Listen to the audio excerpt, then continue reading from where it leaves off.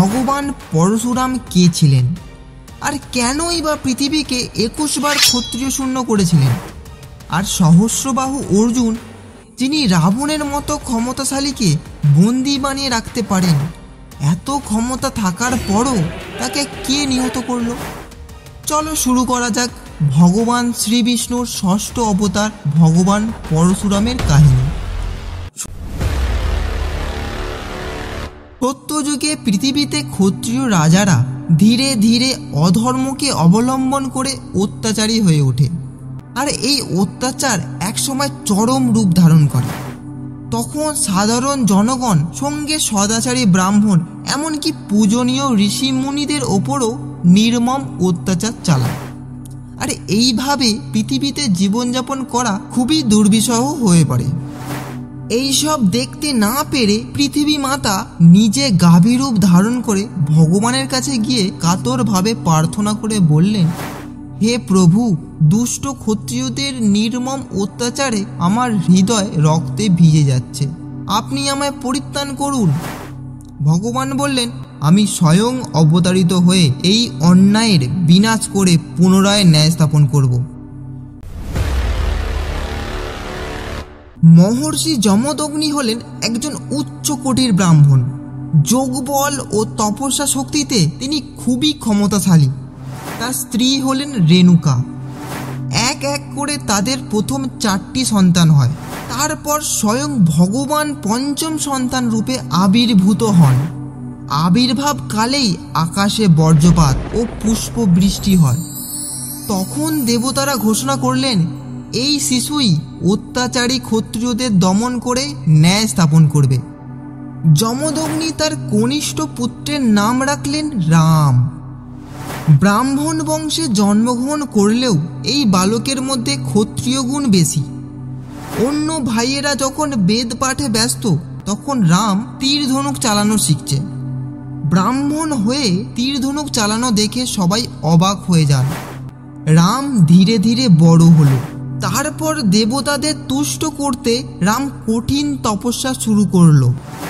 তপস্যার ফলস্বরূপ ব্রহ্মাজি তাকে দেবাস্ত্র ও মহাদেব এক অলৌকিক শক্তিসম্পন্ন কুঠার বা পরশু প্রদান করলেন।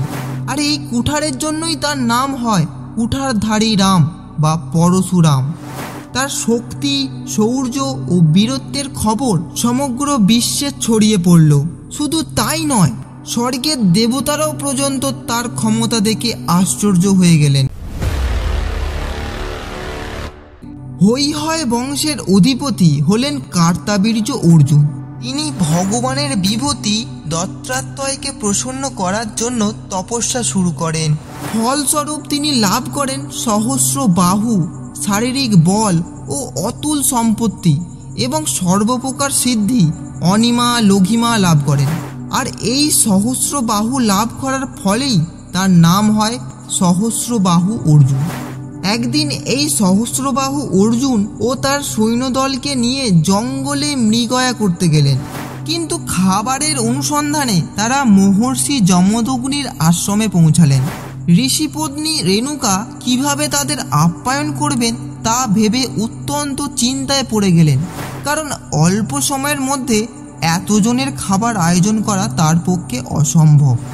তাই ঋষিপত্নী কামধেনুর কাছে প্রার্থনা করলেন। কামধেনু তাদের আপ্যায়নের জন্য খাবার প্রদান করল। ফলে রেণুকা রাজা সহ সমস্ত সৈন্যদলের যথার্থ সেবা করতে সক্ষম হলেন। অতি অল্প সময়ের মধ্যেই এত কিছু আয়োজিত হওয়ায় সহস্রবাহু অর্জুনের সন্দেহ হলো। সহস্রবাহু এর বৃত্তান্ত জানতে চাইলে যমদগ্নি তাকে কামধেনু সম্পর্কে জানিয়ে দেন। বললেন, কামধেনু হলো এক দিব্য গাভী, যার কাছে প্রার্থনা করলে কাম্য বস্তু সে প্রদান করে। এই কামধনুকে যমদগ্নি মায়ের মতো ভালোবাসতেন। তাই সহস্রবাহু অর্জুন এই কামধেনুটিকে নিয়ে যেতে চাইলে যমদগ্নি অনুমতি দেয় না। তখন রাজা সহস্রবাহু অহংকারী হয়ে জোরপূর্বক কামধেনুটিকে অপহরণ করে নিয়ে গেলেন। পরশুরাম ঘটনাটি জানার পরেই ক্রোধে উন্মত্ত হয়ে গেলেন এবং সহস্রবাহু তার রাজ্যে পৌঁছানোর আগেই কুঠার হাতে নিয়ে নিমেষের মধ্যেই তার সৈন্যদলকে নিহত করলেন। তারপর রাজার সহস্রবাহুর সঙ্গে যুদ্ধ আরম্ভ হলো। ঘন্টার পর ঘন্টা যুদ্ধ চলল। শেষে পরশুরাম সহস্রবাহু অর্জুনের সহস্রবাহু ছেদন করে তাকে হত্যা করলেন। সেখানে তার 1000 পুত্র পরশুরামের ভয়ে পালিয়ে গেলেন এবং পরশুরাম কামধেনুটিকে আশ্রমে ফিরিয়ে আনলেন এবং পিতাকে সবকিছু ঘটনা জানালেন। তখন পিতা আশ্চর্য হয়ে বললেন, হে রাম, আমরা ব্রহ্মঋষি, আমরা স্বভাবে দয়াপরায়ণ, ক্ষমাই আমাদের ভূষণ। তুমি রাজাকে হত্যা করে একদম ঠিক কাজ করোনি। এর প্রায়শ্চিত্ত স্বরূপ তুমি সমস্ত তীর্থে যাত্রা করো। পিতার কথা মতো পরশুরাম তীর্থের উদ্দেশ্যে রওনা হলেন। একদিন ঋষিপত্নী রেণুকা যজ্ঞের জন্য নদীতে জল আনতে গেলেন, কিন্তু সেখানে স্বর্গের রাজা চিত্তরথ অপ্সরাদের সঙ্গে জলক্রিয়া করছিলেন।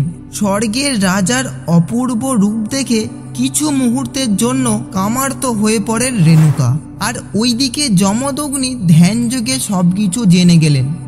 ঋষিপত্নী রেণুকা যখন আশ্রমে ফিরে এলেন, তখন যমদগ্নি ক্রোধে উন্মত্ত হয়ে তার প্রথম 4 পুত্রকে ডাকলেন এবং বললেন, ব্রহ্মঋষির স্ত্রী হয়ে রাজা চিত্তরথের সৌন্দর্যের প্রতি আসক্তি, এর শাস্তি স্বরূপ তোমরা তোমাদের মায়ের শিরচ্ছেদ করো। প্রথম 4 জন পুত্র মাতৃহত্যার ভয়ে পিতার আদেশ মানলেন না। ফলে যমদগ্নি তার পুত্রদের অভিশাপ দিলেন যে তোমরা বিচার বুদ্ধি হারিয়ে ফেলবে।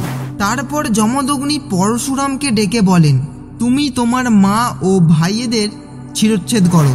পরশুরাম জানতেন পিতার তপস্যা শক্তির ক্ষমতা, তাই ভেবেছিলেন যদি আমিও বারণ করি তাহলে আমারও অবস্থা এই ভাইয়েদের মতো হবে।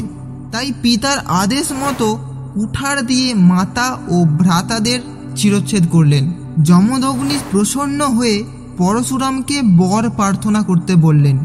তখন পরশুরাম বললেন, আমার মাতা ও ভ্রাতারা যেন পুনরায় প্রাণ ফিরে পায়, আর আমি যে তাদের সংহার করেছি তাদের যেন কিচ্ছু মনে না থাকে, এবং মায়ের মনের মলিনতা যেন দূর হয় ও ভাইয়েরা যেন বিচার বুদ্ধি ফিরে পায়। রাজার সহস্রবাহুর মৃত্যুর পর তার 1000 পুত্রের প্রতিশোধ স্পৃহা তীব্র হয়। একদিন পরশুরামের অবর্তমানে তারা আশ্রমে যান। গিয়ে দেখেন যমদগ্নি ধ্যানে মগ্ন হয়ে আছেন। সেই সুযোগে তারা মস্তক ছেদন করে যমদগ্নিকে হত্যা করে। ঋষিপত্নী রেণুকা আকুল মিনতি করলেও তার কথা তারা শুনলেন না এবং সেই মস্তক নিয়ে তারা আশ্রম থেকে রাজ্যে ফিরে যায়। এবং সমস্ত ঘটনা জানার পর তিনি ক্রোধান্বিত হয়ে প্রতিজ্ঞা করলেন, আমি এই পৃথিবীকে ক্ষত্রিয় শূন্য করব।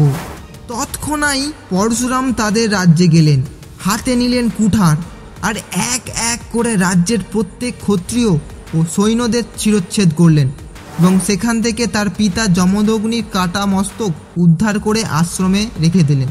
তিনি সেখানে এত পরিমাণে মস্তক ছেদন করলেন যে কাটা মস্তক স্তূপাকারে পর্বত সৃষ্টি করল ও তাদের রক্তে ভূমি প্লাবিত হয়ে 5টি হ্রদের সৃষ্টি করল।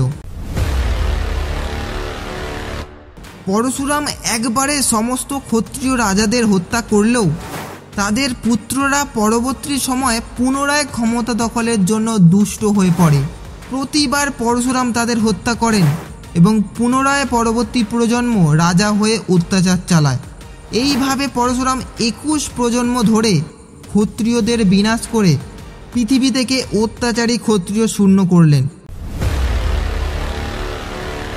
আশ্রমে এসে তপবল ও শক্তির দ্বারা পিতার মস্তক দেহের সঙ্গে যুক্ত করে পুনরায় প্রাণ ফিরিয়ে আনেন। তারপর পরশুরাম বিভিন্ন রকম প্রায়শ্চিত্ত করেন এবং মহেন্দ্র পর্বতে শান্ত রূপে আজও পর্যন্ত তিনি ধ্যানে নিমগ্ন।